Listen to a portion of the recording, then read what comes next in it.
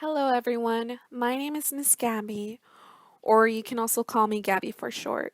Today I'm going to be teaching you about the fun experience of addition by using something we call number bonds. Number bonds are used for additional equations. First we're going to try to draw a number bond to see how it goes, and we'll see if it's easy. First, we start with a circle on top. Then we draw a circle on the bottom left. And then after, we draw the last circle on the bottom right. You can try it out, you guys. It's really easy. Once you've tried it, you'll be amazing. And you'll nail it, and I'll be proud of you. Now that we know how to draw a number bond, let's practice together in order to use it to an additional word problem. For example, Maria brought 3 red apples. Her mother bought 2 green apples from the store. How many apples did Maria and her mother buy?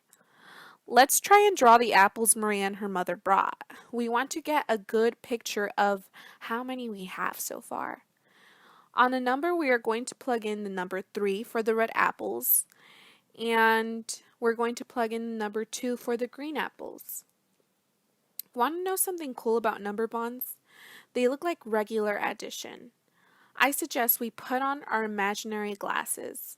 I will count down to 1 and we will put them on starting in 3, 2, 1. There you go. As you can see, our imaginary glasses lets us look at the number bond as a regular additional problem, where 3 and 2 are adding together. The circle on the top of the number is what 3 plus 2 equal. Going back to our drawing of the apples, we are going to count the red and green together, which will be 1, 2, 3, 4, 5. The total number is 5. 5 is what we have to plug in on the top circle because it's our answer. Now, let's take off our glasses to see our complete number bond. I think we did a great job learning together, and hopefully you're able to learn from this experience with me.